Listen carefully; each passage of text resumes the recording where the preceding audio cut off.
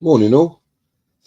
Welcome to Tel Cockerel. Good morning, good afternoon, good evening, and welcome everyone to Tel Cockerel. Today, Sunday, the 23rd of March, for episode 3 of Jose and Chang Talk Tottenham.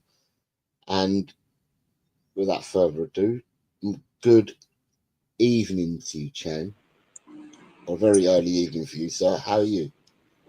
Good evening to you, Jose, from Southeast Asia. I'm doing well. It's been a very stress-free and relaxing weekend without Spurs to complicate matters. But episode 3, can't wait to get into this episode with you. I'm sure there's lots to talk about, especially the disappointing defeat to Fulham at Craven Cottage the previous Sunday. But more importantly, I think it's the aftermath of that loss, I think, which is something that we might have to discuss, seeing as how a lot of people are trying to make a big thing out of nothing, trying to make a meal of nothing. But well, that's life as a Spurs fan. But otherwise, it's been a great weekend. And now that the UEFA Nations League, I think some of it is the qualifications or some sort of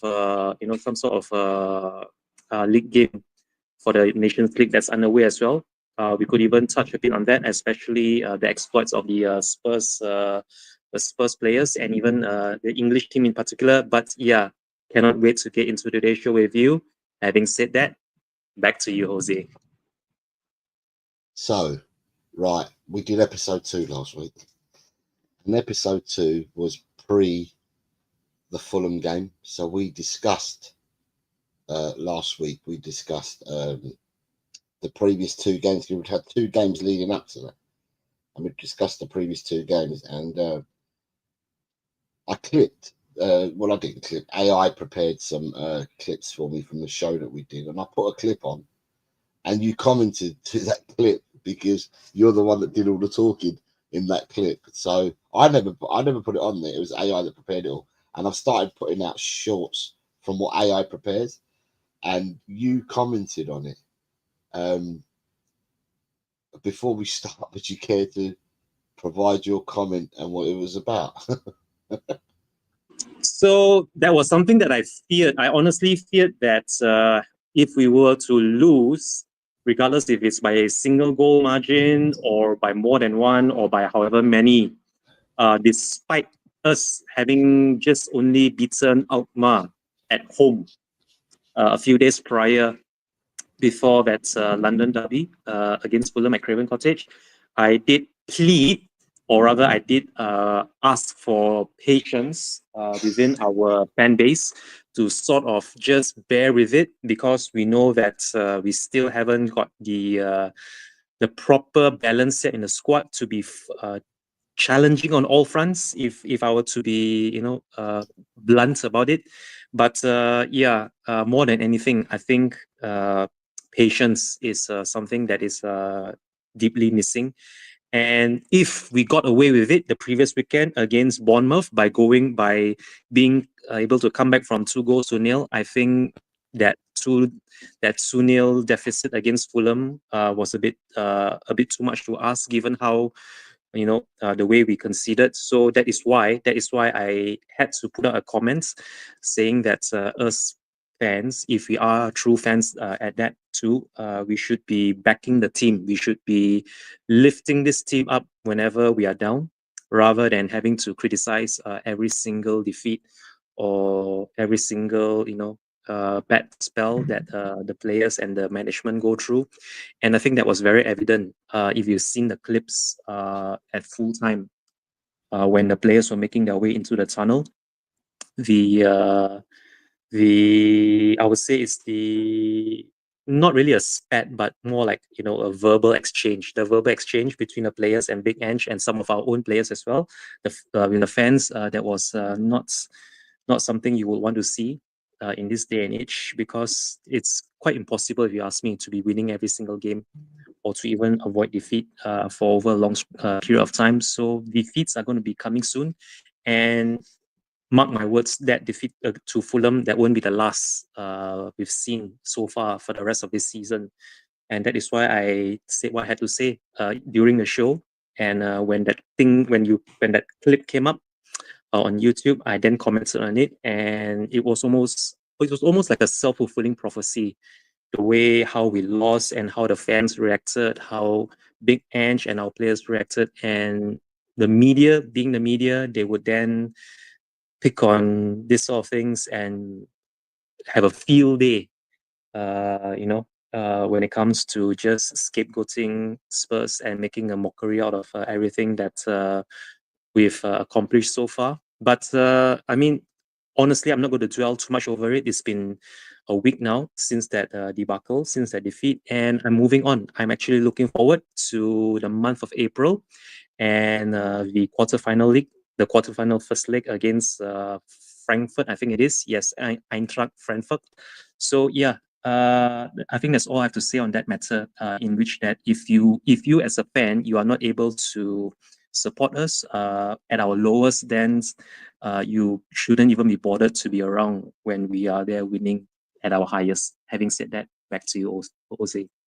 Well, I was talking more about the clip that you said, and I wanted you to comment on the clip you said, because I don't know whether people have seen it, but it's quite interesting that you made them comments last week. I put the clip up. Well, I did. Sorry, AI on YouTube prepared a whole load of clips. I put them up, and then you commented against what you had said. But no, to start the show, just say hello to a few people. Finn's here. Oops, where is it? Finn says, big up Jose Chang in the chat. Member for 7 months. Tagara says, morning, Jose, Mr. Chang. Big up, lads, and the chat. You have Spurs analyst. Good morning, Dan, to you, sir. Says, big up, Jose and Chang.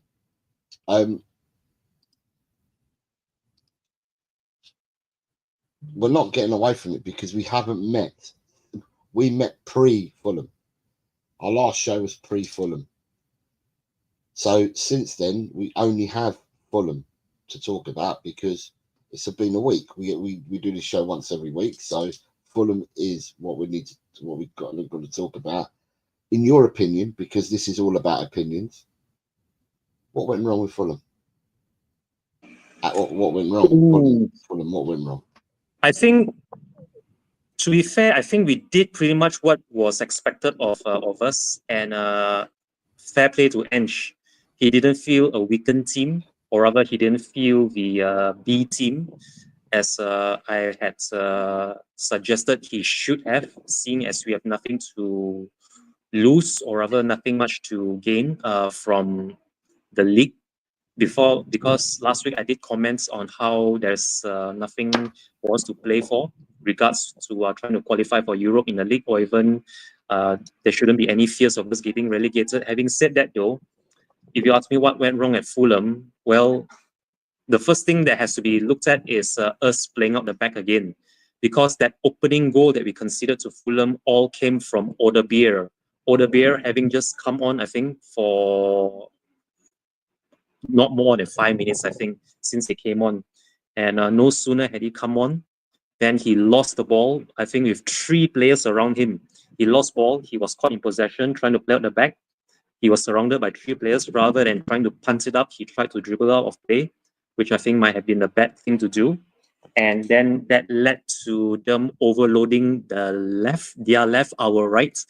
And again, players in the box not picking up their markers. I think it was either Davis or was it Romero who lost their marker. So I think it was Gray. It was Gray who lost his player. And when that shot trickled into Vicario's bottom left corner, it was sort of comical almost, the way how Vicario was falling, or rather he was diving in stages to get to the ball. But yeah, Fulham, if you ask me what went wrong, the first big mistake was just trying to play out from the back when we should have just punted it long, the same way we did against Alkmaar and also Bournemouth. And if that wasn't bad enough, then the second goal just compounded it.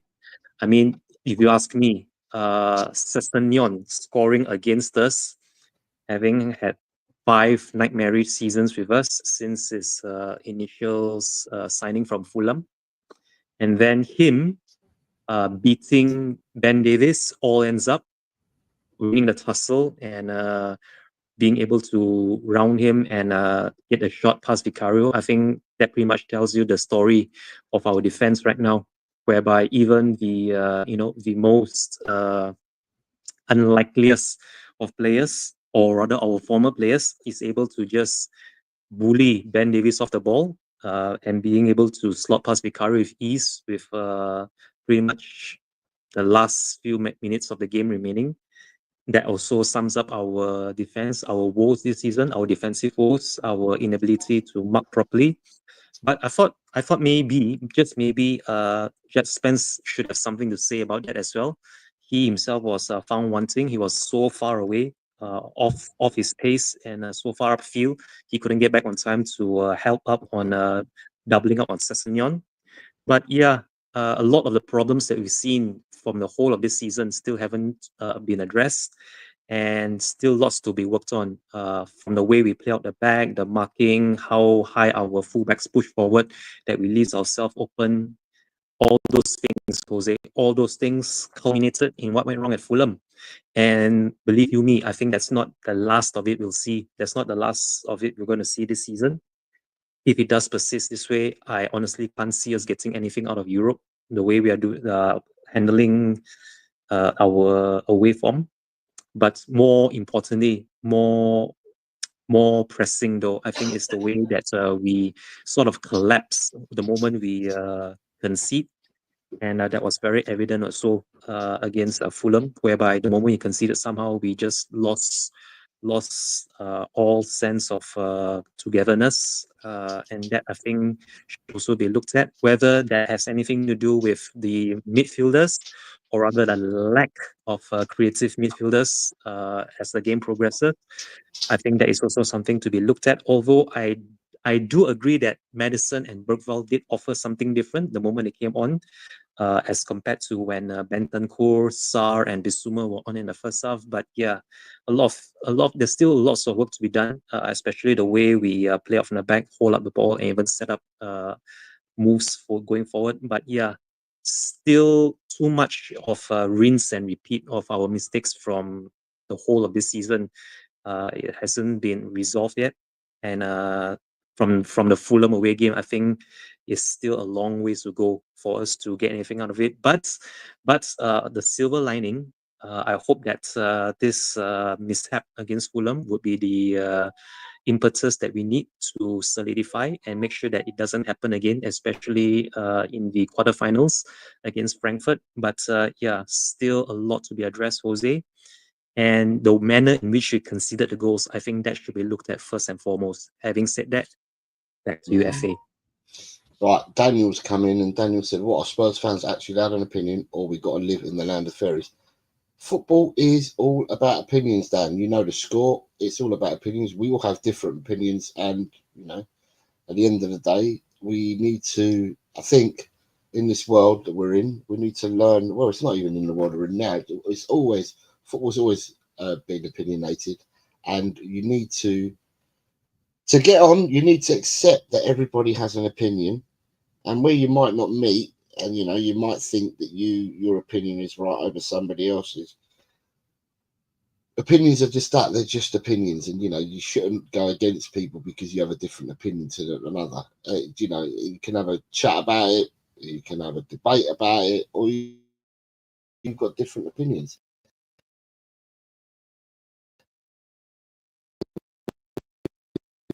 Is that I always remember football, and whether I was playing or watching the game, the opinions were during and after that game, but we never continued talking about it. Let's say, for instance, I was playing football on a Saturday or watching the game on a Saturday. We talked about it, we discussed it on the Saturday, that was it. I don't recall digesting it again on the Sunday, and then the Monday, and then the Tuesday, and then the Wednesday, and then the Thursday. I don't remember that happening. It's probably because we've got social media now that these things linger and go on further, and people continue to have opinions all the way through. What I will say is that we only do this show once a week, so obviously we need to go back and we need to talk what's happened in the last week, and hence why we're starting with Fulham. Blaine is here. Look, he says, "Morning, gents. Nice, easy listening one. Enjoying my sausage butty on a Sunday morning." Just a harmless potato says, good morning, Jose, Chang and chat. Long live the bacon butties. Graham says, good morning, Jose and Mr. Chang. And then you've got people all saying hello to each other. And you have, Blaine says, opinions are like bumholes. Everyone has one. 90% of the time they're settled, but it's the 5% of the time which they stink. And Mike Pepper is here, says, morning all. Good morning, Mike. I hope you are well. Right, going back to the Fulham game, right? You said something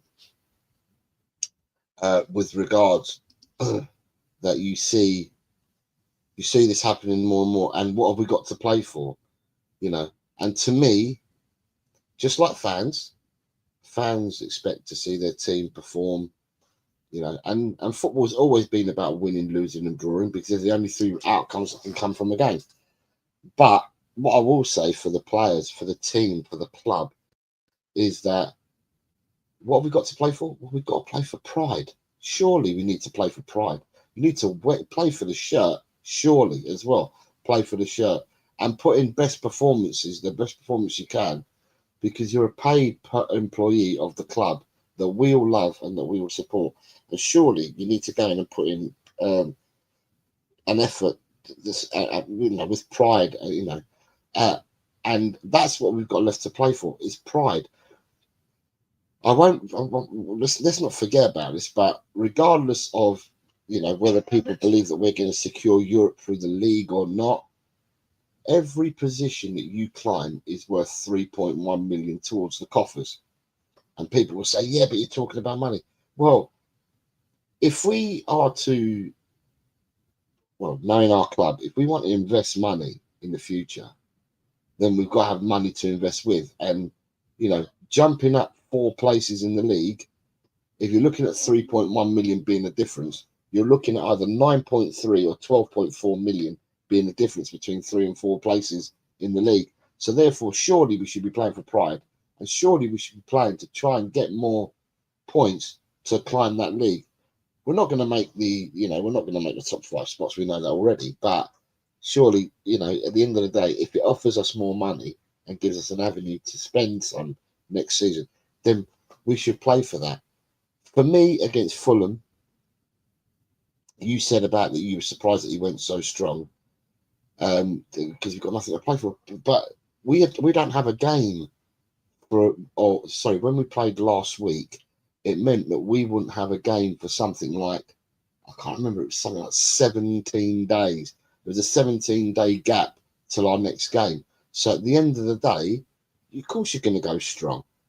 Forget about the Nations League. Forget about World Cup qualifiers that are happening this week.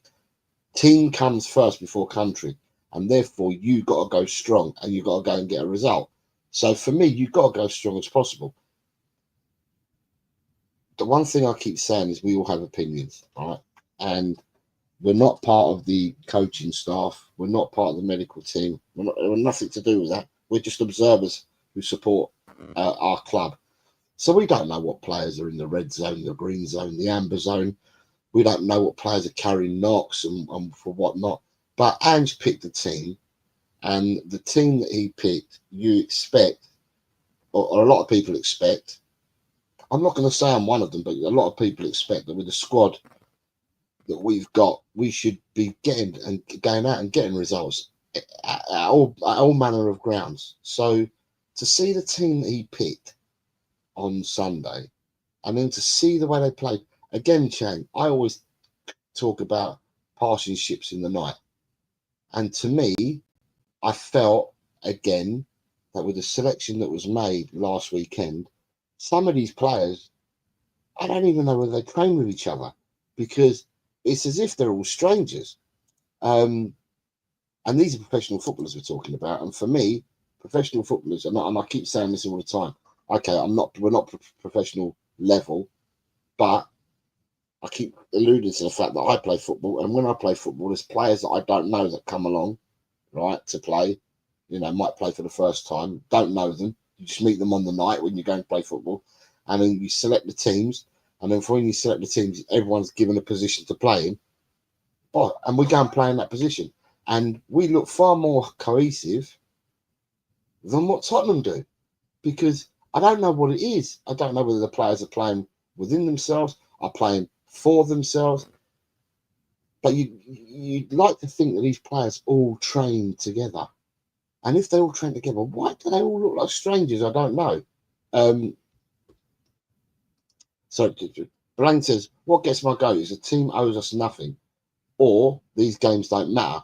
Of course they do. Fans are the lifeblood of the club. Without us, it doesn't exist, and our opposition deserve 100% effort.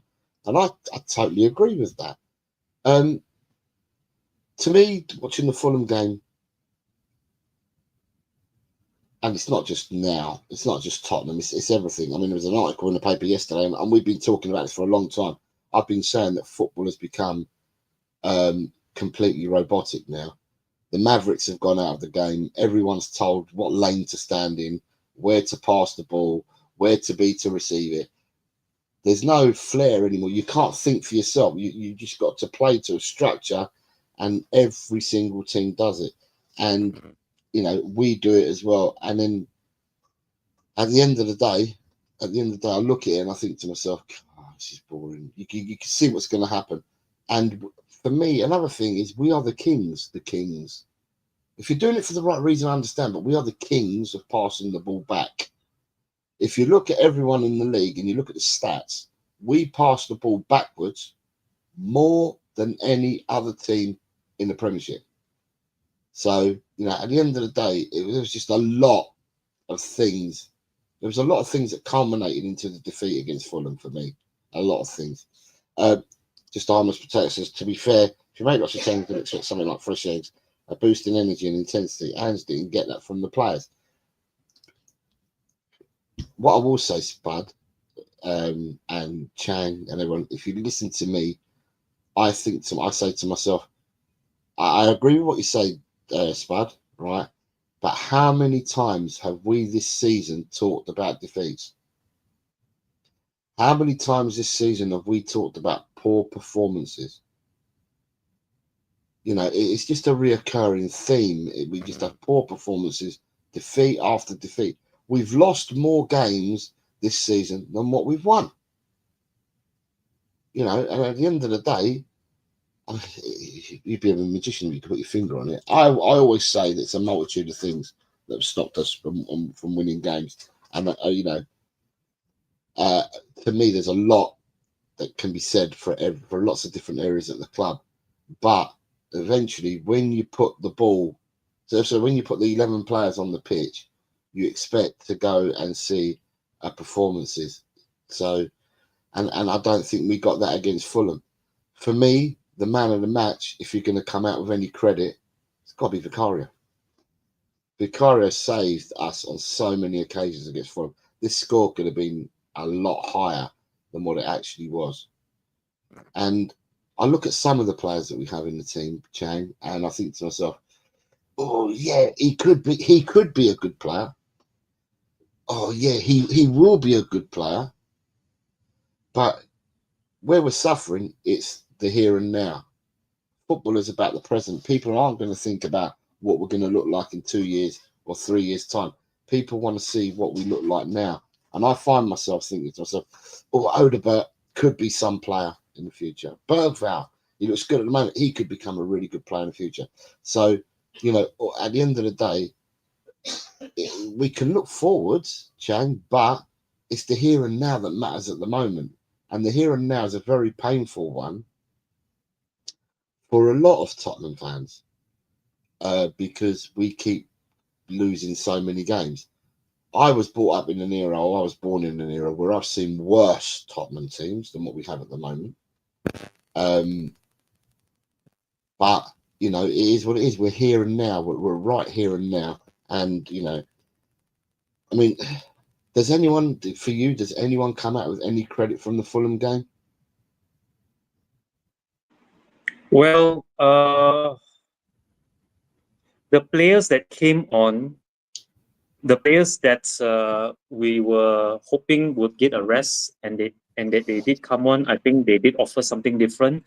I'm looking at the lineups when we brought on Bergvall and Son at the start of the second half for Bissouma and Johnson. they did liven up the wings, and I thought there was some activity, or rather, we made some efforts to go down the channels, down the wing, and especially when Madison came on for Romero, sometime after the hour mark, he then created some chances that unfortunately Solanke wasn't able to capitalize on. But other than that, when Odebeer and Scarlett came on towards the end of the game, I think it was a bit too little, too late. Although I would say that I still have to say that Jet Spence looks more assured and better going forward on the right than it does on the left. Although then it does bring the question, why was he so far up the pitch for Fulham's second goal when he should be trying to just shore up the back and make sure we don't concede again so soon after conceding the first. But other than that, I think the players that came on for us in the second half, you can see now that we have squad in depth. We have the players to be able to offer something different, and there's not a massive drop in levels when our starting 11, the starting players are taken off. But other than that, honestly, again, this goes back to what you said earlier about Vicario. Vicario is proving why it's him and not Kinski who should be our number one. And I think he did save us on many occasions, and we're going to need a lot more of that. But I think it was a smart move by Big Ange not to be bringing on Van der Ven. He was on the bench, but he didn't come on. Instead, it was let me see now, Gray. No, not Gray. Sorry, Gray was starting. Oh no, Gray was in midfield. He was in defensive midfield. So it was Romero. It was Romero that midway, which meant that Gray dropped back to centre back, and Madison took up the attacking midfield position, which I thought was a good move at the time until Odebeer lost possession, and that led to their first goal. But other than that, I think look, we weren't exactly horrible on the day, but when it really mattered, they made their chances count. And again, all I can say is that we shot ourselves in the foot. The way we lose possession, trying to play out the back, that led to the goals. And then when they had the ball, or rather when they robbed us of possession high up their pitch, and they played that long ball over the top that went past everyone straight to Sessegnon, with only Ben Davies to beat. I think it was only a matter of time that happened. So if you ask me the positives, there are some, but it's few and far between. If anything, I would say that a lot of the players that we were taking for granted when we thought that there were better options, well, now at least we know who are the players who are reliable, the dependable players. And I think honestly, the likes of, I mean, don't get me wrong, Bissouma was okay on the day, as was Bentancur, but something is not clicking, something's not working well with them in midfield. I think one of them would be looking towards an exit this coming summer, whether it's Bentancur or Bissouma or even Pepe Matassa, for all we know.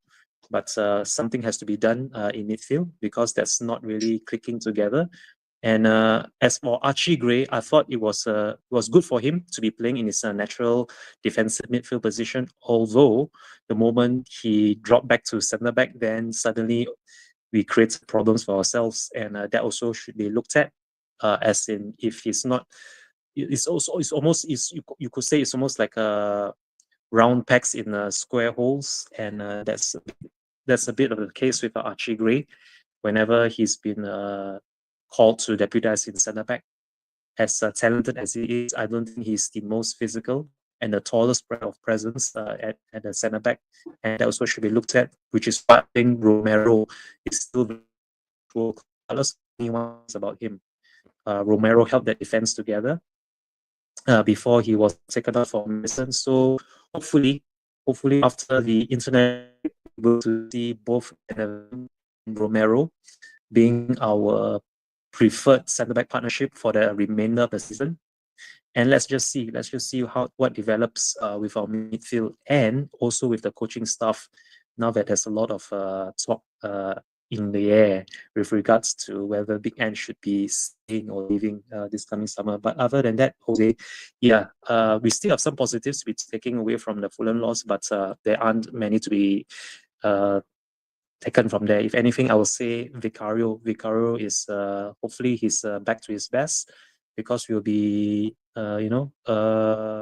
requiring a lot more from him if we are to get anything from Europe this season. Yeah.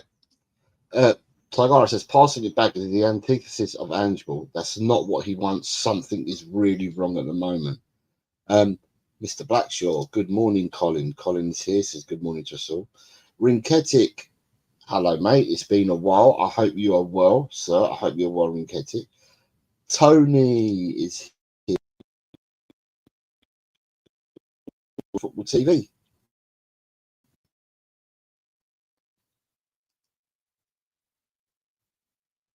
God, I'm lost there for a second.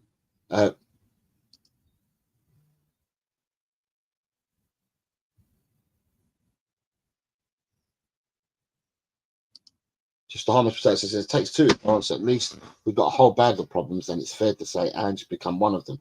As always, the manager needs his target, but it goes way beyond Ange. You have Tony from Early Doors Football. Good morning, Tony, sir.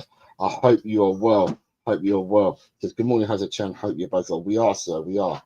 And you've got Daniel. Daniel says Fulham was another below substandard performance from this bunch of clowns, has players, and also the manager. And Mike Pepper says the problem is the club has become a basket case, and we need a chairman who is focused on football and not the money. Coaching has taken over my life more and more. Sorry for not being here a lot. No. You know, at the end of the day, real life is real life, Rinketic. You carry on, you crack on, mate. You do what you need to do. But it's just nice. I'm not seeing you for a few weeks. It's just nice to see you. For me, and I'm not going to dwell on it too much longer, but for me, a lot of people will turn around and say, you know, you said there's not much of a drop off, you know, when we make our substitutions, but then is our bar? I would then challenge it and say, is our bar that high then? Because if there's not that much of a drop off, yet we lose more games than what we win, is our bar that high? Is our squad, you know, to the levels it needs to be at? Are we as good as what, I don't know, what people make out that we are? I personally think that our squad is not the strongest, and at the end of the day, the the league table doesn't lie. You finish in the league where you deserve to finish. It's over the 38 games. It tests you over a marathon and not a sprint, and it, you know, you end up being where you deserve to be. And at the moment, whether we like it or not, Tottenham deserve to be where they are at the moment, because their results dictate that that's where they should be. So, you know, anyway, we'll move on, because otherwise we'll get bogged down with Fulham and what went wrong. So Nigel Pure Coins is here. Good morning, Nigel. I hope you're well, sir. Hope you're well. Right. Next one is international break, Tottenham news. So have you been following the international break, Chang? I've not really followed anything in the international break, but I did see that Vicario was on the bench for Italy. I think they lost. They either lost or I think they drew. I think.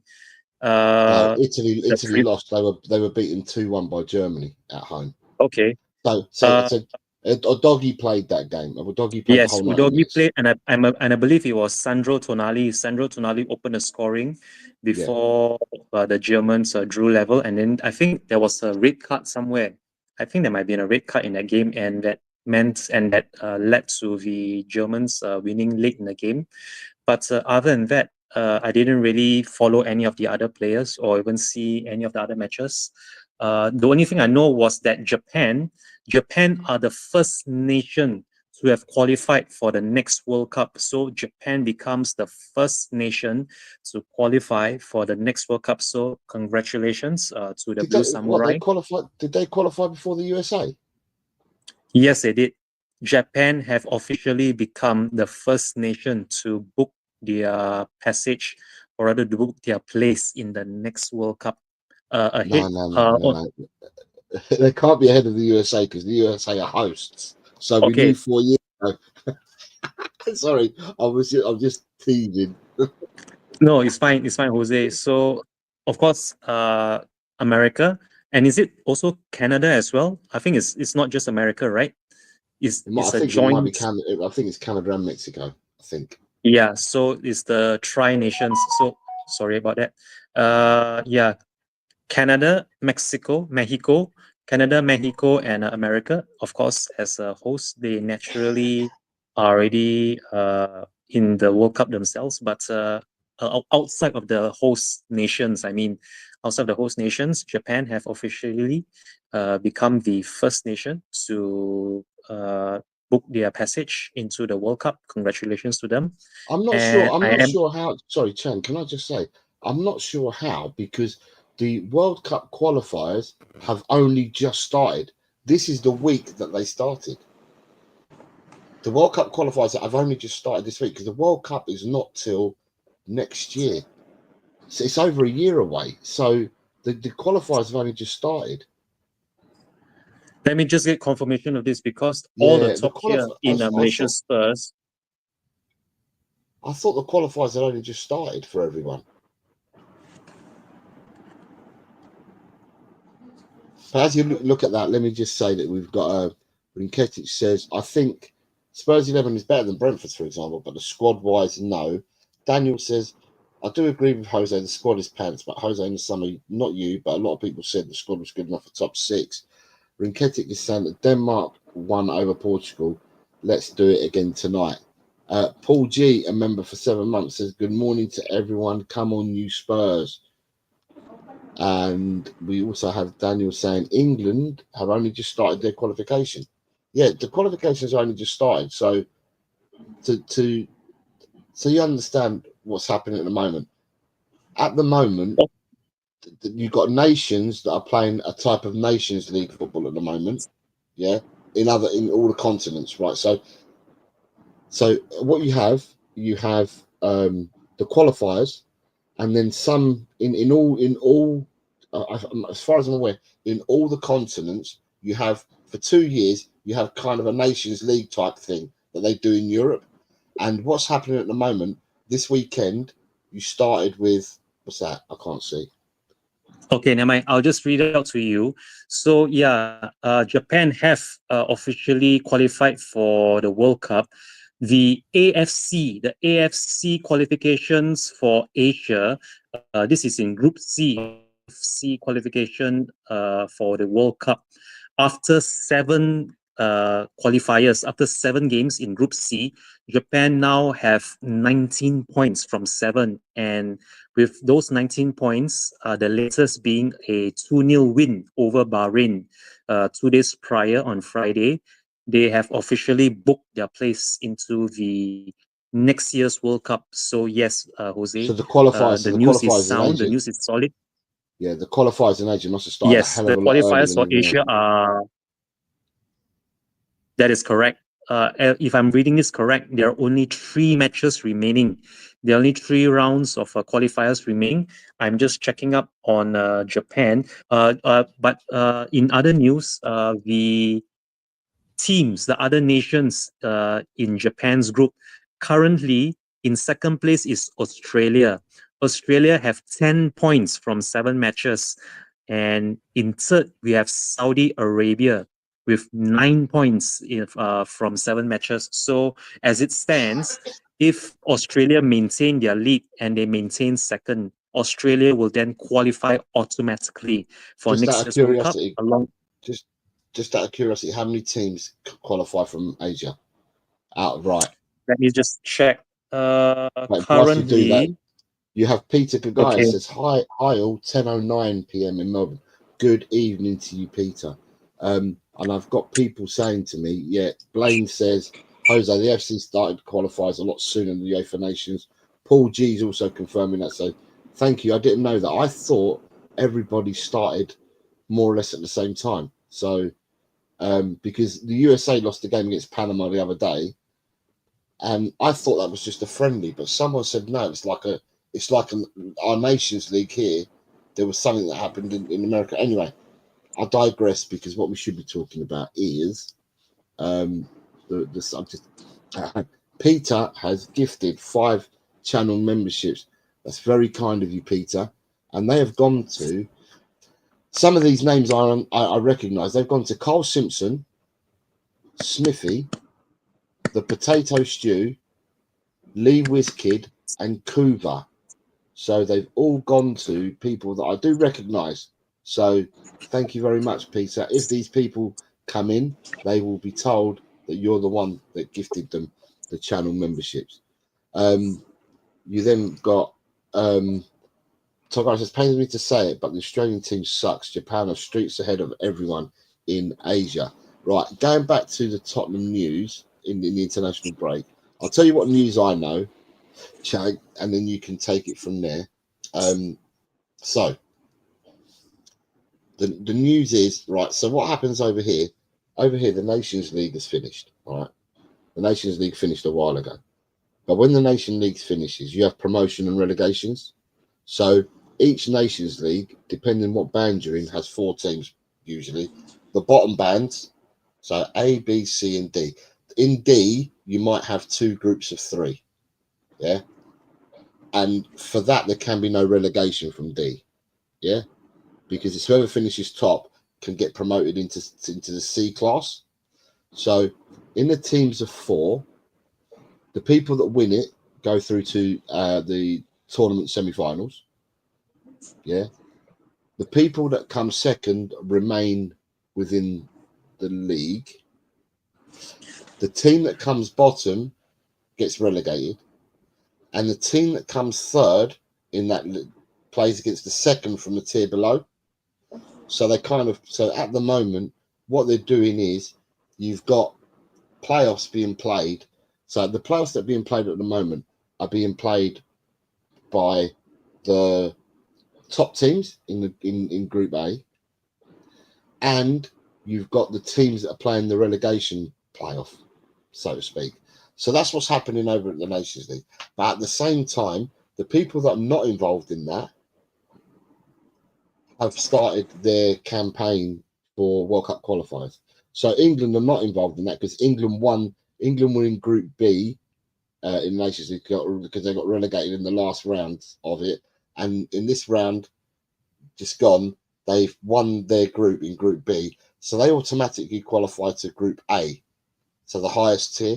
So therefore, they're not involved in the Nations League, and therefore they went ahead and they played a World Cup qualifier, as did some other sides. But there was a lot of the teams that were involved in Nations League games. And from what I recall, so for me, the highlights for me is England under-21s were beaten by France under-21s 5-3 in a thriller. And they were talking about that the match between France under-21s and England under-21s is the most expensive under-21 tie ever, in the sense that the value of the players that were on the pitch was £893 million. Was the value of all the players in the under-21 game. I do recall reading somewhere that Odebeer got 2 assists in that French win.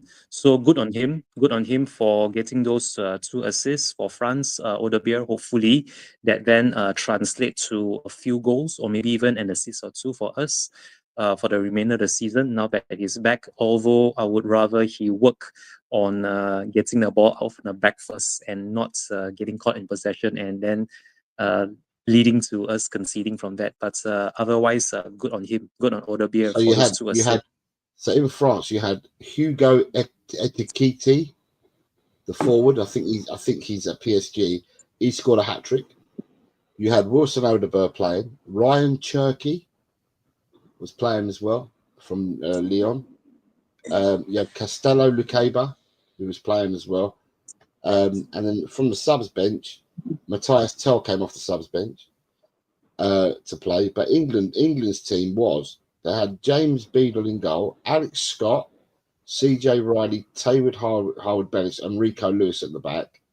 They played Elliot Anderson, Adam Wharton, and Jaden Philogene across the middle. And the front three were James McAtee, Liam Delap, Harvey Elliott. The substitutes that came on were Charlie Cresswell, Jared Brathwaite, Ethan Namweri, Ronnie Edwards, Jake Hinchelwood, Job Bellingham, Archie Gray, Hayden Hackney, Amari Hutchinson, who was sent off, and Samuel Illy Jr.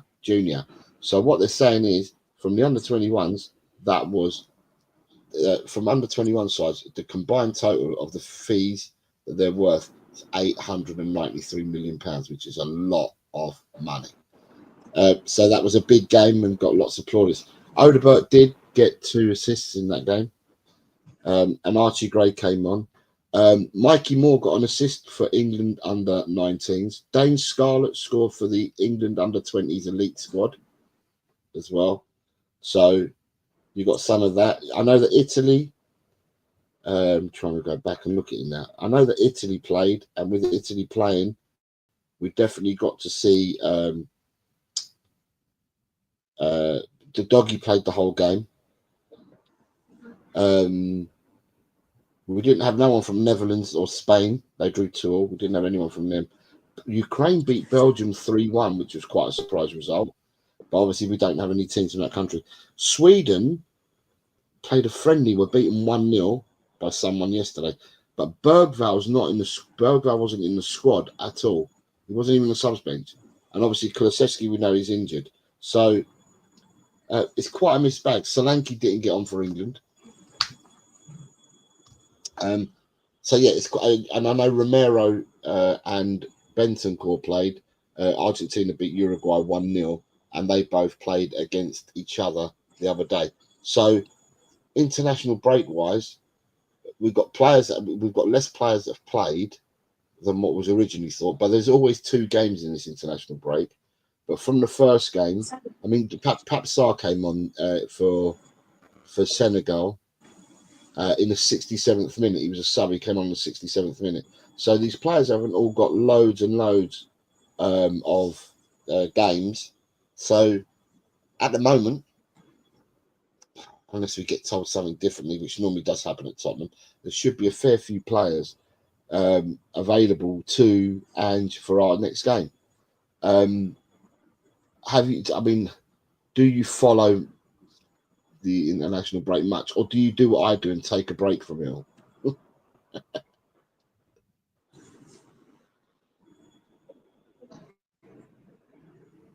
Have I lost Chang?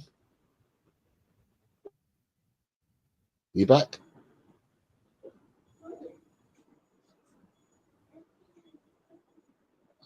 I'm here. I'm still here. Am I audible? Am I visible? Yeah, my internet might be lagging somewhat. Yeah, you are now. I was saying to you, Chang, I'm going to read out some comments and I'll repeat what I said again. So Rinketic says, some European teams are not even in the World Cup qualifier right now because of the Nations League playoffs, which is what I've said. A lot of people are commenting on Japan being a good team. Taigara is talking about Japan. I honestly wouldn't be surprised they'd do a South Korea and make the semis. They have talent and are so committed to the team and style of play. Rinketic says that Hugo Itakiti from Frankfurt, who scored a hat-trick, will be dangerous for Spurs. Is he on loan at Frankfurt? Because I thought he was a PSG player, so he might be on loan. Bergvall is sick, and he's returned back to London, is what we're being told. And David Shear says Chang has plumbed into the Aussie net. Chang, I mean, for me, what I will say is that with the Nations League going on and with the qualifiers going on and friendlies going on, and because there's a 2-week gap, because next week's the FA Cup and Tottenham are not involved, all I've done is I've spent time with my family. I've caught up with loads of work that I've got to do. So basically, I've stepped away from the Tottenham till today, and this Nations League stuff, a lot of this is not shown on telly anymore. Legit telly that I've got, because I've got nothing other than legit telly. So the only game that I could watch was England, but whilst England were playing on Friday night, I played football, so I missed the England game. Last night I got to see a bit of the Wales game because it was on BBC. It was on BBC Wales, so I was able to see that. But other than that, the rest of the football you can't see because it's been put on or you can watch it if you put on paid for streaming channels. So what do? Do you follow it all? I mean, it's different because you're in Asia, so you might get to see a lot more of the games in Asia from the Asian qualifiers. So, so usually here in Asia, what we do is we follow the Asian qualifiers for the World Cup, the AFC group stages, and I saw that South Korea drew in their last qualifier. They drew 1-1. The goal for South Korea was scored by hwan-yeonghabnida from Wolverhampton Wanderers, and they were on course. They were actually on course to win that game and to also book their passage into next year's World Cup alongside Japan. But unfortunately, they did concede quite late on in that game. So it's still very much an open group in, I think it's Group B, South Korea's group. And I think apart from the AFC games, there's not much other football which I follow. I mean, I also did watch bits and pieces of the Nations League on YouTube or wherever I can find. And the one result actually that stood out for me, I think you might have missed this, Jose, but it's fine. Croatia beat France by 2-0. And our former player, Ivan Perisic, he was on the score sheet as well for Croatia. Both of Croatia's goals came in the first half. The first one was by Andre Kramaric, or however you pronounce his name. And as I mentioned earlier, Perisic got the second goal. And it was kind of surprising to see a French team that consisted of Mbappe, Kolo Muani, Ousmane Dembele, Adrien Rabiot, Aurélien Tchouameni, Guendouzi, Luka Dean, William Saliba, Ibrahim Konate, and Jules Koundé, as well as Mike Maignan, who's taken over from Hugo Lloris in goal. So it was quite a very strong French team, but they weren't able to get anything from it, and they lost that game by 2-0. So I was fully aware, Chang, of the result, but Vuskovic wasn't in the Croatian team, and we had no French players in the French national team, so I didn't bother watching it. It's all about the Tottenham. So because there's no Tottenham players, I didn't bother watching it. Matthias Tel'Onodabert played for the under-21s. Vuskovic must have played for the under-21s for Croatia because he wasn't in the full national squad. So therefore, I didn't bother watching it. I was aware of the result though. That was the one result that stood out for me. But other than that, I think was pretty much very standard weekend for me. And like I mentioned at the very start of the show, whenever Spurs aren't playing, I make the most out of it, whether it's getting work done at home, whether it's taking care of my family, being able to spend some quality time away on our travels rather than always being cooped up at home. Yes. And yeah, for me, more importantly, my sleep more than anything. Now that I'm currently not doing any pre-match pump-ups or even any other preview or review shows, this is very good. So this is a good time for me to be on YouTube now. When it's still rather early in the evening, so I still have some time after this show is over for me to finish off my Sunday on a high before I then go back to work again tomorrow on a Monday morning. But for me, honestly, Jose, if it isn't the AFC World Cup qualifying matches and maybe a bits and pieces of the Nations League, then it's pretty much a stress-free, Spurs-free weekend for me.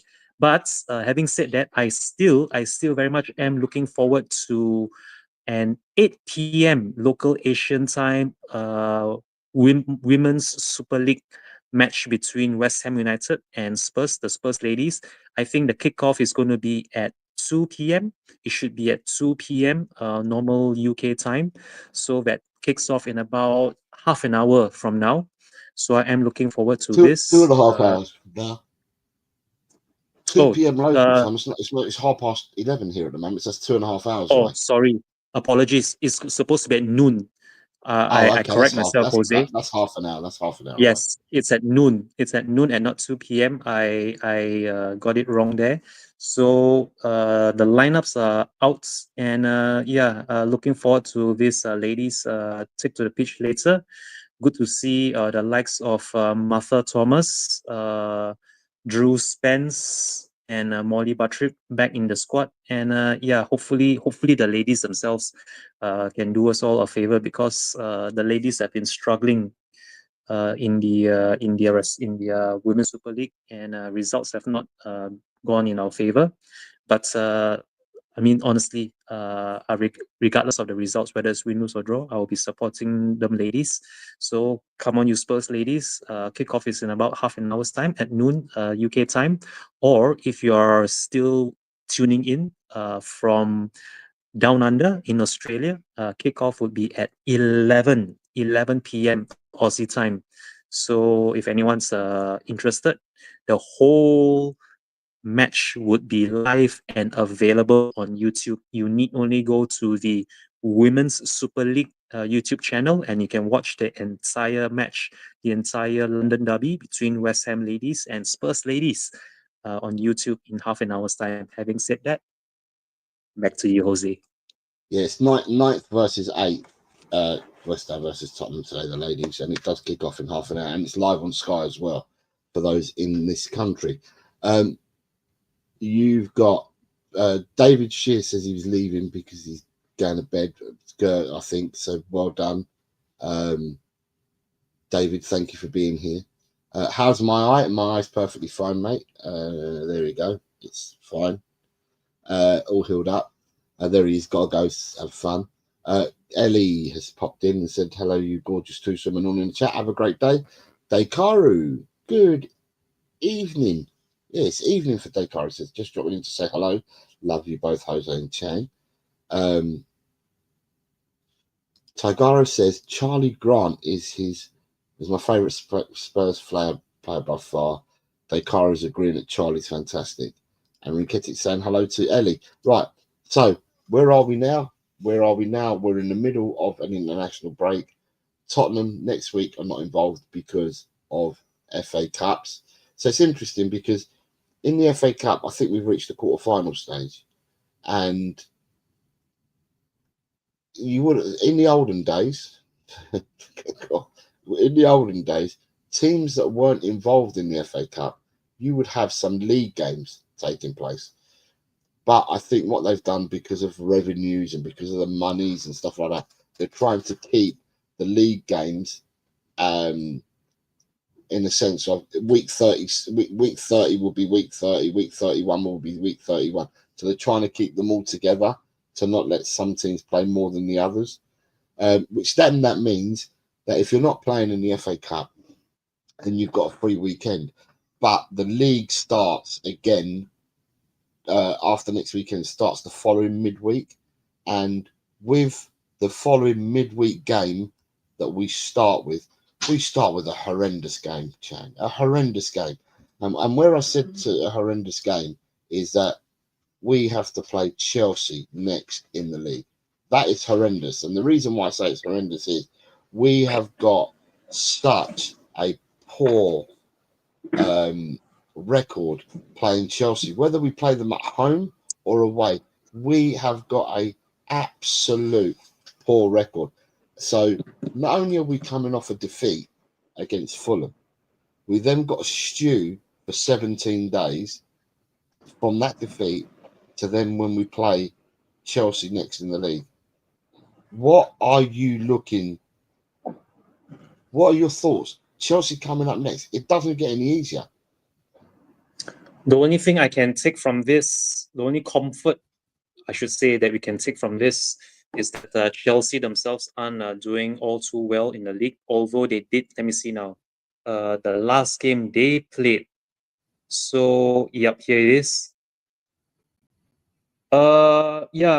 Chelsea were unfortunate not to have got anything out of the game against Arsenal in the last round of league matches before this mini international break.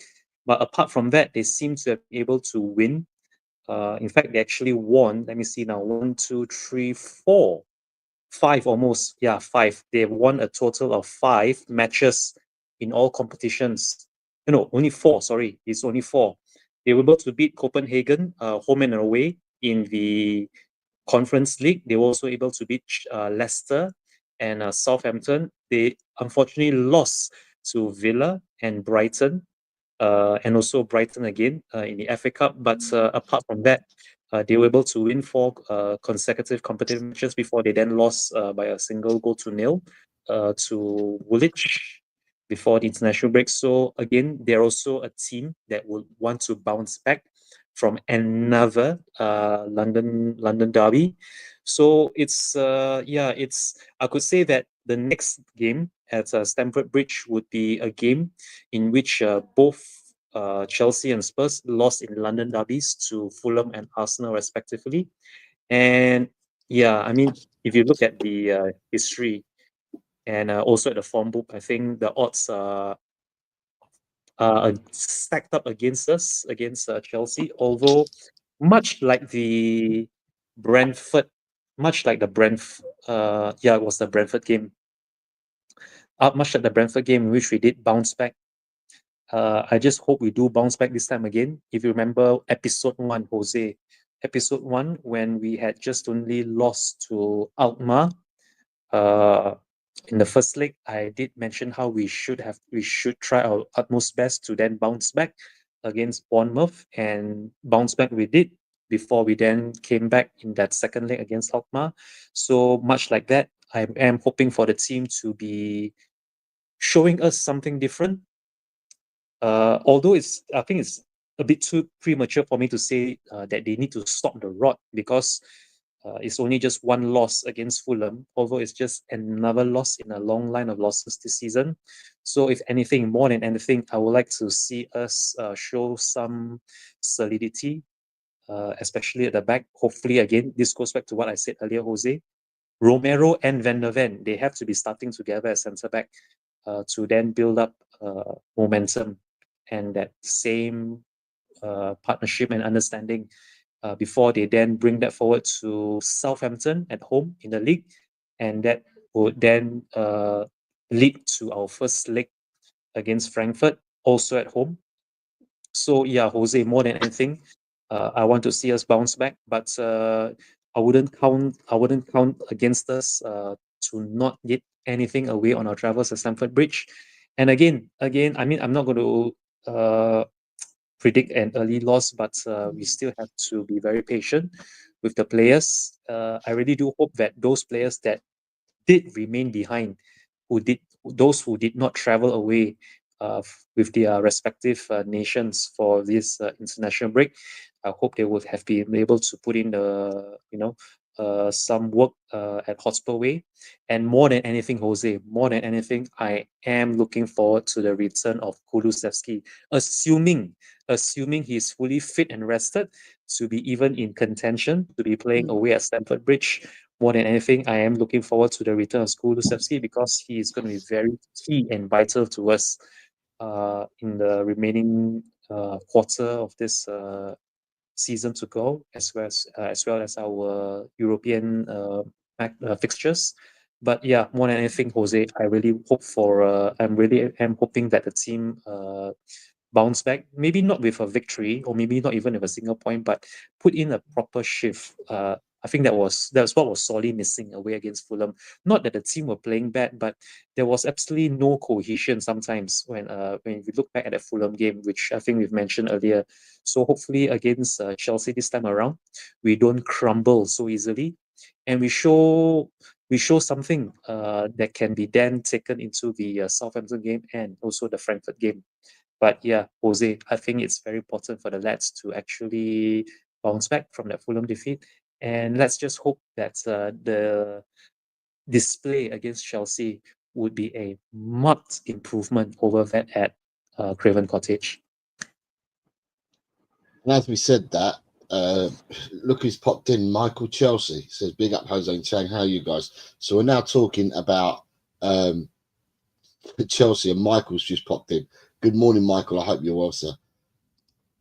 Senor Sava, Football Heritage TV, is putting a super chat. Thank you very much, Sava. It's very kind of you. He says, big up, Jose. You're a legend and nothing but love for you. God bless you, Sava. And thank you very much. But too kind. David Clark says, hi from Leicester. I hope everyone in the chat as well. Jose, I think 2 games on your Predict the Premier League are not being played this weekend, but next. If you're talking about predictions, David, I'm aware that 1 game doesn't seem to have been played. I've already updated. All the other 19 results have come in, and I have done something for that game as well. So, but that'll be in tomorrow's show, the results show for the predictions. So I think you might be talking about predictions, but I've got all the results from 19 of the 20 games. When I woke up this morning, there was 3 outstanding, and 2 were there when I woke up this morning. So I've picked up the last one. People saying hello to Sava. David Clark says, Chelsea are not in great form. They've stopped scoring goals, so we have a slim chance. So this has been bloody lovely about Spurs this weekend, and people are agreeing. We said this already. It's true. It's true. David Clark also says, sad to say the way Spurs ladies are being run mirrors the men's team, a woeful coach. And then you have Drew Larters come in and says, afternoon, Jose Chang and the Cockerel Group. Hope you're all well. Right, so going back to it, like I said, Chang, Chelsea are next in the league. And I know that we're going to have another show next Sunday morning. And it will be we still wouldn't have played Chelsea then. But by the time we do a show in 2 weeks' time, we would have played Chelsea. And I don't know, No, we would only have played Chelsea because the Southampton game will be on the Sunday. So yeah, the games come in. I mean, in April I think we play 7 times in 24 days or something in April. So the games come thick and fast. And you know, I'm not going to jump ahead. To me at the moment, it is early. A lot can happen in this international break. And we don't play Chelsea for another 10 days or so. Yeah, we play them on a Thursday, so it's got to be. The Chelsea game is going to be on the 4th of April. The 4th of April, Jose. 3rd of April for us. Okay, sorry. Third. Yeah, so that's 11 days. So it's another 11 days or whatever, 10, 11 days. So we're quite a way off. A lot of things can happen. But for me, as I keep saying, Chelsea is, in all my time supporting Tottenham Hotspur, the team in my lifetime that has a bogey on us has been Chelsea. Chelsea have more often than not turned us over. I remember going for a period of over 20 odd years and thinking to myself, when's our next win coming from? So not only are we in poor form at the moment, and we're just coming off another defeat before an international break, but Chelsea, we got to go to Chelsea next, and we don't fare well at Chelsea. Now, I understand what David's saying with regards they're not on form, or they haven't won in the last few games, right? But you know, at the end of the day, I've seen this happen many a time before, and Chelsea end up turning up when Tottenham come into town. Whether we're at home or whether we're playing away, Chelsea turn up, and you know, I don't know. Well, 99% of me tells me already what's going to happen. But it's that 1% that I cling to. I'm not clinging to the 99, I'm clinging to that 1%. So what are your thoughts, Chelsea? Well, it's the hope that kills you, Jose. And not to sound so cliche, or rather not to sound so downbeat. I mean, me as a Spurs fan, I always look forward to any Spurs match, regardless whether it's a friendly, an European game, a preseason game, whatever game it is. Even the Legends game. Even the Legends game that kicks off in an hour's and a half's time at 1 p.m. UK time. I am looking forward to that. In fact, I was just looking at the players walking in. I saw the likes of Kino, Berbatov, Ledley King, Michael Dawson, Chimbonda, Aaron Lennon too. Aaron Lennon, Sandro Ranieri, and Aurelio Gomez that put a smile on my face. So this game against Chelsea, I mean, I really do wish that, I really do hope that the team, whoever who takes to the pitch that day or that night at Stamford Bridge, they then put in a shift themselves. But more important, I think we need some structure going forward, some form of strategy, some sort of plan, even if it means sitting back, soaking up pressure, just playing the long balls and trying to hit them on the counter. If that works, if that is a way to go forward, I would employ it. Trying to play Chelsea at their own game at Stamford Bridge, I think, is suicidal. We've seen that happen time and time again, whether it's under Conte or Jose or even under Pochettino. We've not had the best of luck in the league and also in the cups away at Stamford Bridge. Although the last time I think I've seen us win was that game where Dele Alli scored twice. That was even before Ericsson got us level at the stroke of halftime. So I think it's been a long overdue win for us at Stamford Bridge, although with this current squad and also with Big Ange in charge, I think that is a bit too much to ask for. But you never know. And this goes back to what I said earlier, in which it's the hope that kills us. And I still am hoping for us to hopefully avoid defeat if that is even at all plausible. But again, I really am hoping for an improvement in the way we play, especially away on our travels. And because it's yet another London derby, much like the Fulham London derby, I really hope that the lads will be up for it. And I just hope also for Kulusevski to be back, which is what I alluded to earlier when we were talking about what to expect when we resume our domestic campaign. And I am looking forward to the match, but not really getting my hopes up for it. But ultimately, I'm still supporting the lads. Love this crest on love this badge here on my bosom, and love the players as well. And let's just hope that they are able to bounce back from that disappointing Fulham defeat. You have Michael saying, in Andrew Trust, please play the high line football, please. I need some comfort by beating Spurs. Dekaru is putting a super chat. It's very kind of you, Dekaru. He says, never give up. They've done everything to remove my beloved Wollongong from the sporting map. Tonight, we won the last comp. We're still in the basketball national title. Take that. Because there's a lot of chat going on between the Aussies about Wollongong and a lot of Australian sport. But thank you very much, Dekaru, and I'm happy for your beloved Wollongong winning your national title. Finn says, I've just never seen such a woeful internet coach like Ange. Archer says, why does one of our biggest rivals have such a freak record against us? David Clark says, did you see Harry Kane's passing for England? There isn't a better passer in British football outside Kevin De Bruyne. Finn says, Finn's also saying, Chelsea will have the quality and speed to hurt us, in my opinion. We have no hope, I'm afraid. David Clark says, Berbatov missed a sitter to win against Chelsea after Robbie King had got us back to 4-4. And Rinketic is saying, Ange is the reason why I want to become a coach. Fantastic. Right, so for me, what I'm going to say, Chang, you're a lot younger than me, all right? So in years, I've probably got a third over you, right? In comparing our ages, I'm a third of an age older than you. So the amount of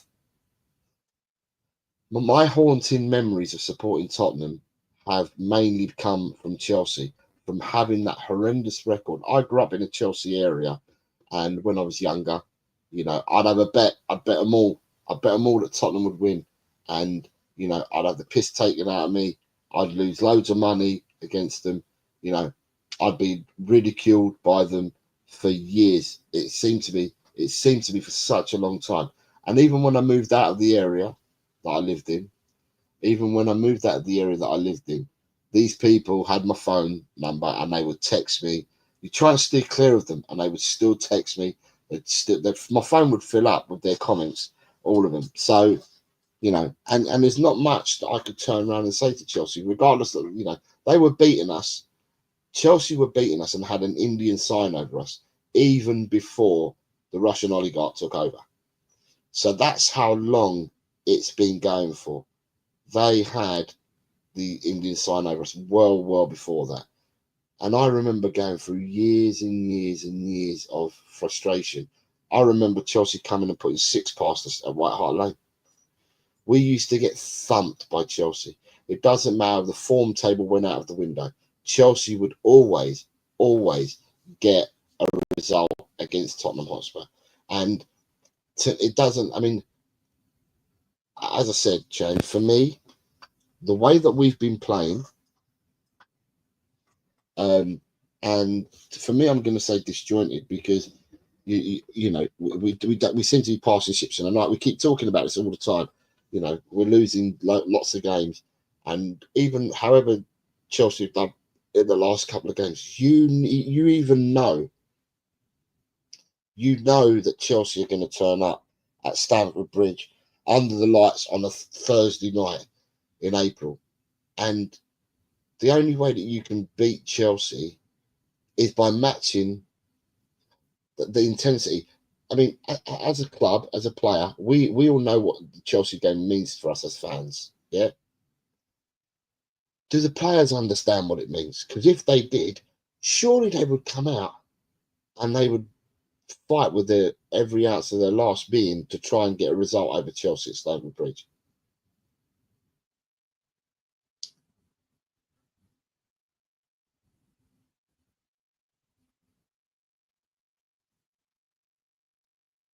Yeah, I'm just waiting for you to answer.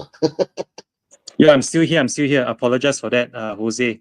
I was mentioning, those games against Chelsea, the record and all that. I mean, wait, hang on. Yeah, okay. So you've got David Clark says, even when Chelsea had a lousy side, they still beat us. At least I was there at Wembley when we beat them in 1967. Fantastic times. Who do I dislike more, Chelsea or Arsenal? Right, I'm going to save that one. I've said it many a time, but I've saved it. Can I answer that now? I would like to answer that now. Content Tuchel moment at Chelsea was fun, says Winketit. Right. What do you want to answer? You want to answer Drula's one? Yeah, okay. This is a very interesting question because I've actually seen this question far too often. People in the chat, I want you to answer. And Drula, you answer it as well. Who do you dislike more, Chelsea or Arsenal? And if you've got a reason, tell us why. Go on, Chang. Okay, so my reasons, and this is something I think I've read it this far so often that I've memorized it. I dislike Arsenal because I'm a Spurs fan, and I dislike Chelsea because I'm a human being. That's all I have to say on this matter. So make of it what you will. I mean, don't get me wrong. Chelsea, I mean, even before the Russian oligarch took over, there was something about playing Chelsea that just didn't click well with Spurs, and the results in the past few decades, not even few years, the results from the past few decades have proven as much. But I mean, I just hope that this is one of those teams, just like the way, City, just like when City were just losing to us almost with so much regularity that almost became commonplace for City to lose to Spurs. So hopefully, I really do hope that we do turn it around, and we are able to try and buck the trend of just only always excuse me, losing to Chelsea. But I think more than anything, regardless of whether we win, lose, or draw, it's very important for the fan base to just get behind the players, get behind the team, regardless of the opposition. And I think the same can be said about Chelsea as well. I really couldn't care less, Jose. I really couldn't care less about the outcome against Chelsea. Just so long as the players, they give it their all and they play for the badge, and they try to influence the outcome, even though it's almost become like a foregone conclusion, if I were to be perfectly honest, when it comes to playing against Chelsea. So I would say I would definitely settle for a draw right here and now. Although I know we're not even doing any predictions as yet. I would gladly settle for a draw. But yeah, more importantly, I think we have to buck this trend. Try and break this streak of not getting a result, especially away at Stamford Bridge. Although I think this season might be a bit too soon to be trying to do just that. But you never know. You absolutely never know, Jose. I mean, I honestly didn't see us winning by 4-0 away at the Etihad against City, not on the back of all those defeats leading up to that. So strenuous things have happened this season. Who knows? Maybe another April Fools and a belated April Fools is coming to Stamford Bridge, and I am hoping for us to get something from that as well. Having said that, back to you, Jose. So you've got Daniel says that he doesn't discriminate; he hates both equally. I think the question that was asked wasn't about hatred. The question that was asked is, who do you dislike? Michael says, I know Chelsea and Spurs rivalry started the moment you guys took Jimmy Greaves off us. I know he went to Milan, but you never joined the rival. End of. Good morning, Ronnie. Says big up Jose and Mr. Chang. Good morning. Michael says, I know Spurs fans envy our great success as London's #1 football club. The city is blue. Actually, Michael, I mean, I don't know how old you are, mate, and I'm not don't want to insult your intelligence and that, but if you go back to firsts, and if you go back to first, the leaders in London were always Tottenham. So the first team to win a double, Tottenham Hotspur. First team to win a European title, Tottenham Hotspur. So Tottenham Hotspur have always been the first for absolutely everything. So there is nothing to be jealous about. I suppose some people, if they had no morals, wouldn't mind having a Russian oligarch come to their club and fund them the way that Chelsea were funded. Because even though Chelsea had an Indian sign over Tottenham when I was younger, even before the oligarch came along, it just got worse after the oligarch came along because he went and bought the whole world. So at the end of the day, do your research, Michael. The team that was the first for absolutely everything in London were Tottenham, and that's over any London club.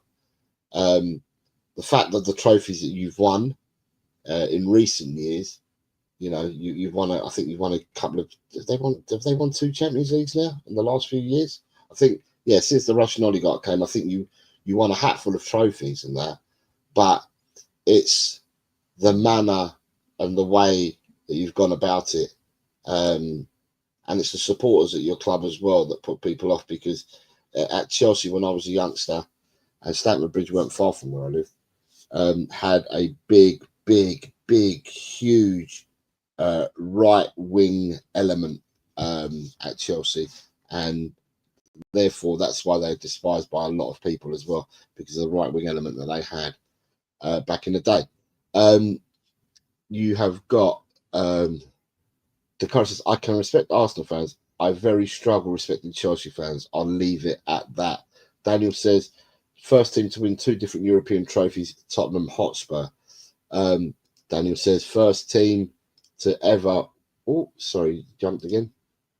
First British team to ever win a European trophy was Tottenham. And then if it's dislike, Ronnie says it's Chelsea. Yeah, if it's dislike, then it's Chelsea. Yeah, the word that Julia uses, dislike, no hatred. It was dislike. Who do you dislike more, Arsenal or Chelsea? Julia says, dislike both of them equally. We live rent-free in their heads, and it's like they're constantly singing songs about us together. The whole love affair between them is honestly sickening. Now, for me, as I said, I grew up in a Chelsea area, even though when I used to go to games, the rivalry used to be Arsenal. But the rivalry for me, growing up in my years, used to be equally, it was Chelsea and Arsenal. I saw the same rivalry and the same dislike for both clubs.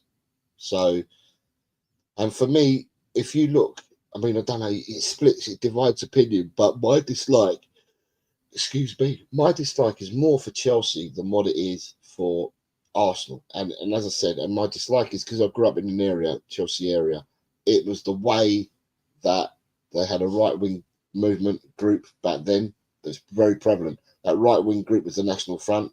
There was loads at Chelsea. I used to be in the shed at Chelsea. There was loads of them. And I had a huge element of it back in the 70s when I was growing up. And then also as well was the way, and sometimes it's not Chelsea's fault as a club and that, but because that Russian oligarch came along and then ended up doing everything that he did, put a distaste into football. And for that, I think a lot of people dislike Chelsea because of what the Russian came and done. But mine goes further back before the Russian came along. I'm going back 30 years before the Russian chap came along. So, but yeah, you've asked a question, and for me, my dislike is probably more with Chelsea than what it is with Arsenal. Ronnie says, used to get taken to Chelsea by my uncle when I was young. Wanted to change me to Chelsea from Spurs. Never was going to happen, says Ronnie. Also, back then, Stamford Bridge was always half empty. Yeah, I remember going to Stamford Bridge back then. When I used to go, they used to have a running track. It looked like a running track going around the pitch when I used to go to Chelsea. And when I used to go to Chelsea, because I did, Chelsea were the local team to me. So, you know, where if Tottenham were playing away, I'd go to Chelsea's home to see Chelsea at home. When I used to go and watch Chelsea, they were in Division 2 when I used to go and watch Chelsea. I used to go and watch them playing the likes of Luton Town and Nottingham Forest in Division 2. So, Division 2...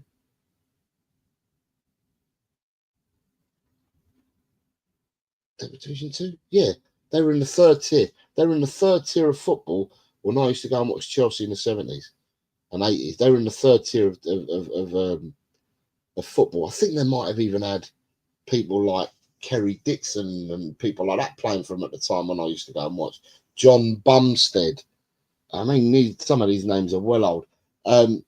But the other thing is that people didn't know, and I'll let people into it, is my uncle, through my wife, is his grandfather owned Chelsea. And they sold Chelsea to Ken Bates for 1 penny back in the early 70s. So I am related to, if you want to call it blue Chelsea blood, I am related to blue Chelsea blood. And even then, I used to fight my corner with my uncle. I used to fight my corner. But at the end of the day, you know, we can talk about trophies. You can talk about morals. You can talk about absolutely anything. And it's like water off a duck's back because they don't care. They've got the trophies. Some of them have no morals, so they don't care. And at the end of the day, all that we have to cling on to is that we were the first to do a lot of things. And that's where we are. Michael says, Jimmy Greaves was our player before he was stolen. Then the rivalry started between our clubs. Depends on our age, I guess. Phil Coys says, g'day, chaps. G'day, Phil. G'day, Phil. Daniel says, there's hardly any Chelsea fans where I live. It's mainly Arsenal, Man United, Liverpool, and Tottenham, says Daniel. Ronnie, yes, running track, and there was no seats on one side, just stone steps. Ronnie remembers. Queen Ellie says, we beat Chelsea once and drew twice in recent times. I can remember our best game when we beat them in the FA Cup, when we did that brilliant move involving Archibald, Hazard and Hoddle, scoring a beauty. Well, Chelsea still to come. Grula says that the ladies just kicked off against West Ham on Sky Sports, so anyone wants to watch. what I will say to people is that Chelsea's still to come. We've got a week to Chang. We've got a week to digest what happens in the rest of these international games. A week to digest what happens in the FA Cup next week. A lot of things. Hopefully, crystal ball becomes clearer about what players we have returning from international duty. We'll get more. Well, we'll get more of a feeling of who's going to be around and who isn't going to be around for our next match against Chelsea. Although the press conference will happen after our next Sunday show. But what are your final thoughts, Chang? What are you going to leave our lovely chat and people with? What are your final thoughts on everything? Support the team, support the players, regardless of whether you are proper eng in or eng out, regardless of whether you are this player in or this player out. We still have all to play for in Europe. And again, that's a loss to Fulham, however damning, however damaging it may be. It's all but over. So just let bygones be bygones. But at the same time, I really do hope that the players and the coaching staff would have taken something from that defeat and try to turn that into something positive. And that's where I'm going to leave this show on. I'm going to leave on a positive note. The women's game, the WSL game between West Ham and Spurs have just kicked off. So anyone who's interested, it's live over on YouTube. You need only look up the Women's Super League WSL on YouTube, and you'll be able to find a live stream between West Ham and Spurs, which is playing now. Or if you'd rather fancy watching some of our legends from the Harry Redknapp era or even the Martin Jol era, I'm just seeing Jermaine Defoe taking to the pitch now for his warm-up alongside Berbatov, Keane, Ledley King. I see Michael Dawson. I see Aurelio Gomez. I even see Chimbonda. So it's going to be quite a throwback to see all those players play in an hour's time in their Legends fixture. I think it's going to be against AC Milan at 2 p.m. UK. Sorry? Where are you watching that? I'm going to be watching it on the internet. I can send you a link. I will send you a link in about an hour's time before kickoff. Send it to me. Yeah, I will send it over to you. Yeah. But for anyone who has me on WhatsApp, you can contact me directly if you need a link yourself, or if not, you can even drop your contact number here in this stream's comments. You can drop a link for me to get in contact with you in the comments, and I will send you a link for the Legends game that kicks off in an hour between Spurs Legends and AC Milan. So having said that, enjoy your weekend, everybody. The loss to Fulham was a week ago, so just let that be. And we just hope that whoever is still over at Hotspur Way, they are working hard, working very, very hard to get us back on track. And we still have lots to play for, everyone. The season's not over. It's far from over, as far as I'm concerned. We still have to play Frankfurt, home and away. So hopefully that will then, bring some reward. And I really do hope to see each and every single one of you next week for episode 4, where we're able to maybe even talk about the Legends game that kicks off in an hour. I think it'll be a great watch just to see the likes of Berbatov, Keane, and Defoe link up together, as well as Aaron Lennon tearing down that right. I'm sure there are going to be some comments there are going to be some snide remarks saying how Lennon should be starting over Johnson against Chelsea, but let's just enjoy that. Let's just enjoy the Legends game that kicks off in an hour's time. And with that, have a fantastic weekend, everybody. Come on, you Spurs, and as always, and love the batch, everybody. So we've got people. That game kicks off in 2 hours' time. We've got people asking for the link, right? So what I was going to say, Chang, if you want to put the link into the Tel Cockerel WhatsApp group, if you stick it in there, then some of these people will be able to get it from there. What I will say is that you've got who else was it? Phil Coy's member 5 months using his member chat, saying like and subscribe to Jose. That'd be great. Michael Chelsea, why did I choose Spurs? Right, Michael, I grew up where I used to go and watch football. I used to go and watch Fulham, Chelsea, West Ham. With the money that we had and our pocket money, we used to go and watch football all over London. So whatever games, it was far easier. You just rocked up to a game and you were able to pay your £2 or whatever it used to be at the time. You should be able to go in and watch games. So I used to go and watch all London clubs. And Tottenham was my preferred club. And out of all the clubs that I watched, it's Tottenham who I preferred. I was never going to be Chelsea for obvious reasons, which I've already stated.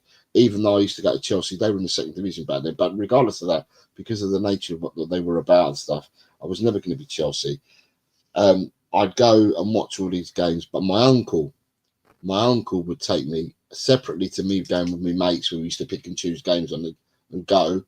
My uncle used to take me to Tottenham to European nights and stuff like that. So on a Saturday, as a youngster, and I'm talking, I was about 6, 7, 8, 9 years of age. As a youngster on a Saturday, I used to get away with going to grounds on a Saturday with my mates.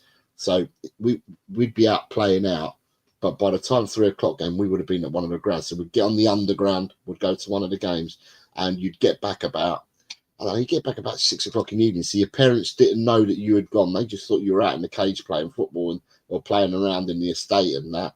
But really, we had gone to matches. But for the midweek games, my uncle used to take me to Tottenham to the European games and to any midweek games because they were always 7:30 kickoffs.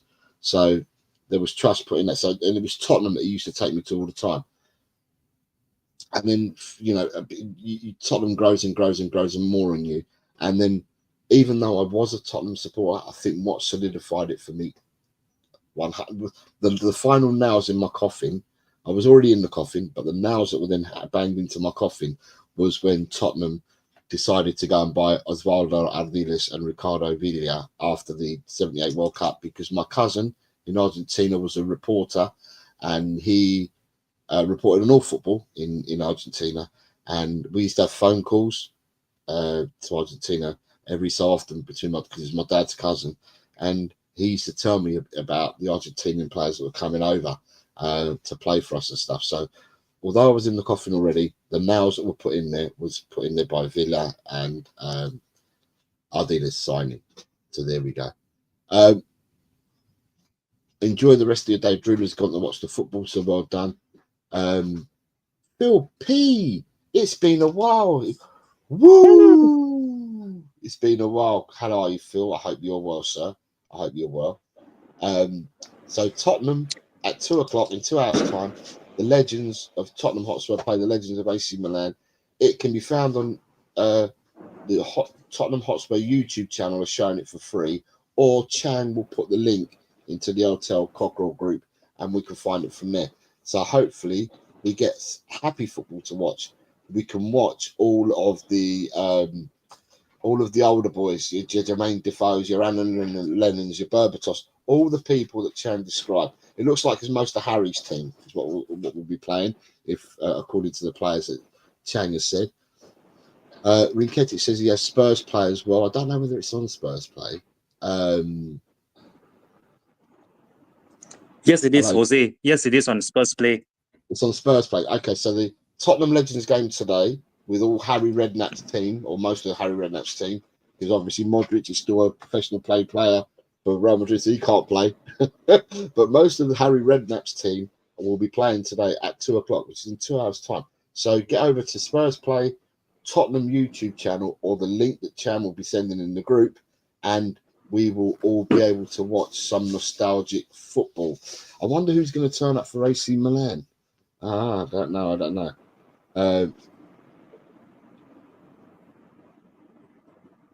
Right, and that's it. That's the show for today, guys.